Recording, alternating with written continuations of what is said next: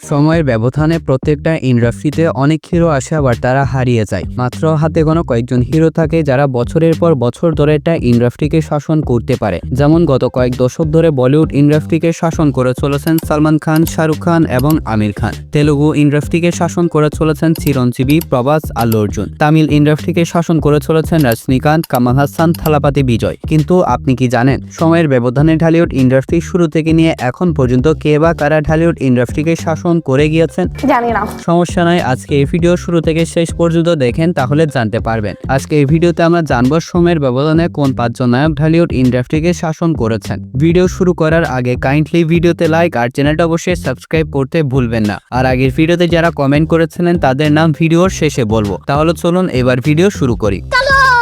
5 নম্বরে আছে নায়করাজ রাজ্জাক। তিনি ঢালিউড ইন্ডাস্ট্রিতে রাজত্ব করা প্রথম নায়ক ছিলেন, যার কারণে বাংলার অডিয়েন্স তাকে রাজ পদবি দিয়েছিলেন। বাংলা সিনেমা ইন্ডাস্ট্রিতে তার যাত্রা শুরু হয়েছিল 1972 সালে এবং তিনি 1980 সাল পর্যন্ত এককভাবে ঢালিউড ইন্ডাস্ট্রিতে রাজত্ব করে গিয়েছেন। সময়টা ছিল ঢালিউডের স্বর্ণযুগ। এই সময়টাতে ঢালিউড ইন্ডাস্ট্রিতে অনেক ভালো ভালো নায়ক ছিলেন, যেমন ওয়াসিম আকরাম, উজ্জ্বল, সোহেল রানার মতন অনেক বড় বড় তারকারা। কিন্তু সবাইকে ছাড়িয়ে দর্শক জনপ্রিয়তার তুঙ্গে ছিলেন নায়করাজ রাজ্জাক। তিনি তার কেরিয়ারে অমর প্রেম, ময়নামতির মতন রোমান্টিক সিনেমা করে যেমন নিজেকে রোমান্টিক অ্যাক্টর হিসেবে প্রমাণ করেছেন, তেমনিভাবে রংবাজের মতন অসংখ্য অ্যাকশন সিনেমা করার মাধ্যমেও তার অভিনয় দক্ষতার প্রমাণ দিয়েছিলেন। সিনেমার শুরু থেকে নিয়ে শেষ পর্যন্ত তার স্ক্রিন প্রেজেন্স অডিয়েন্সকে স্ক্রিনে হুক করে রাখত। 2017 সালে 21শে আগস্ট হৃদরোগে আক্রান্ত হয়ে ঢাকার ইউনাইটেড হাসপাতালে শেষ নিঃশ্বাস ত্যাগ করেন তিনি। 4 নম্বরে আছে ইলিয়াস কাঞ্চন। ইলিয়াস কাঞ্চনকে বাংলা সিনেমার রাজকুমার বলা হয়ে থাকে। তিনি তার কেরিয়ারে এমন এক রেকর্ড সৃষ্টি করেছিলেন যেটা ভাঙতে 20 বছর সময় লেগে গিয়েছিল।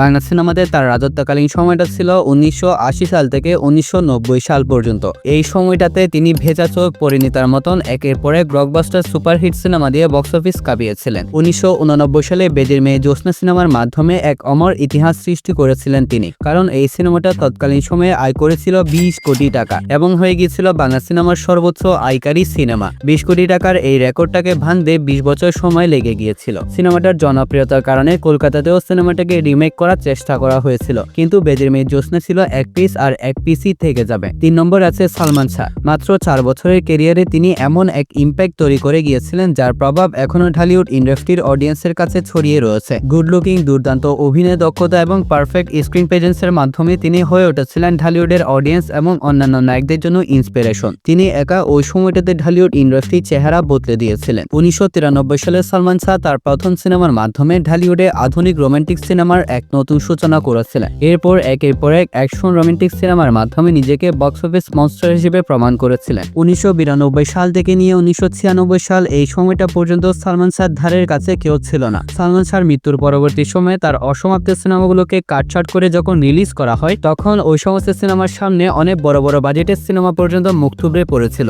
তিনি হয়ে উঠেছিলেন বাংলা সিনেমার মুকুটহীন সম্রাট। 2 নম্বরে আছে মহানায়ক মান্না। সালমান শাহ চলে যাওয়ার পরবর্তী সময়ে বাংলা সিনেমাতে মান্নার দাপট এমন ভাবে বেড়ে গিয়েছিল যে ওই সময়টাতে বাংলার প্রত্যেকটা অডিয়েন্স এই ব্যাপারটা দেখে অবাক হয়েছিল। 1990 সাল থেকে নিয়ে 2007 সাল পর্যন্ত মান্না এককভাবে ঢালিউড ইন্ডাস্ট্রিতে টানা রাজত্ব করে গিয়েছিলেন এবং ওই সময়টাকে যদি আমরা মান্নার সময় বলি তাতে কিন্তু কোনো ভুল হবে না। 1990 সাল থেকে নিয়ে 2007 সাল পর্যন্ত এই পুরো সময়টাতে মান্নার সিনেমা ছিল মানিব্যাগ গ্যারান্টি। মান্না নামের উপরই সিনেমার ইনভেস্ট করে টাকাটা উঠে যেত। এমন কিছু কথা শোনা যায় মান্নার সিনেমা রিলিজ হওয়ার আগে সেই সিনেমায় ইনভেস্ট করা পুরো বাজেটটা আগে থেকেই উঠে গিয়েছে। তিনি হয়ে উঠেছিলেন বাংলার সাধারণ অডিয়েন্সের কাছে মহানায়ক এবং চিরকাল তাই থেকে যাবেন। মান্নার স্ক্রিন প্রেজেন্সে আলাদা একটা অরা ছিল, আর সে যখন স্ক্রিনে আসতো তখন যে গুজবাম্প ফিল দিত, সে সিচুয়েশনের ফিল নেওয়ার জন্য হলেও অনেক অডিয়েন্স হলে গিয়ে ভিড় করত। মান্না তার কেরিয়ারে অগণিত ব্যবসা সফল সিনেমা দিয়েছিলেন, যার মধ্যে উল্লেখযোগ্য আমাজান, ঠান্ডা মাথার খুনি, লুটোরাজ, শান্ত কেন মাস্তান ইত্যাদি। 2008 সালের 17 ফেব্রুয়ারি হৃদরোগে আক্রান্ত হয়ে মাত্র 43 বছর বয়সে শেষ নিঃশ্বাস ত্যাগ করেন এই মহানায়ক। তার মৃত্যুতে যে ক্ষতি ঢালিউডের হয়েছিল সে ক্ষতি এখনো পুষিয়ে উঠতে পারেনি ঢালিউড ইন্ডাস্ট্রি।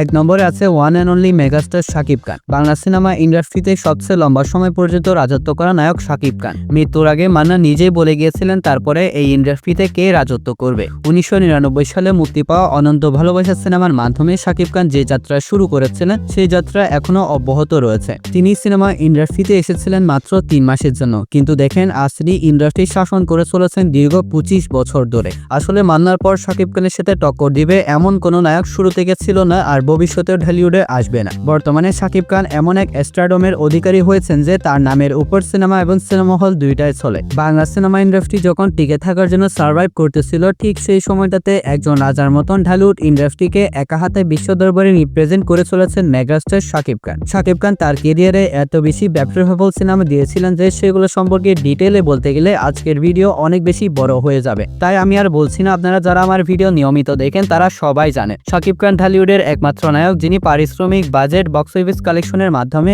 এমন রেকর্ড সৃষ্টি করেছেন তা ভবিষ্যতে বাংলার আর কোনো নায়ক করে দেখাতে পারবে না। এবার বলি আমার আগের ভিডিওতে যারা কমেন্ট করেছিলেন তাদের নাম। প্রথমে আছে রাসেল মিয়া, আসলাম, জাহেদ শেখ, তরিকুল, ফাহিম, জিয়া হাওলাদার, রাশেদ, ফিজুল, আশরাফুল, সর্বশেষ রয়েছে মুর্শিদাবাদের নবাব। সো এখানে অনেকের নামই বলে নাই, কারণ তাদের নাম ইতিমধ্যে আমি অসংখ্য ভিডিওতে অসংখ্যবার বলেছি। সো গাইস, এটাই ছিল আজকে ভিডিওটা ভালো লাগলে ভিডিওতে লাইক আর চ্যানেলটা সাবস্ক্রাইব করতে ভুলবেন না। তাহলে দেখা হচ্ছে পরবর্তী আরো একটি ভিডিওতে। ততক্ষণ ভালো থাকবেন, সুস্থ থাকবেন, টেক কেয়ার, আল্লাহ হাফেজ।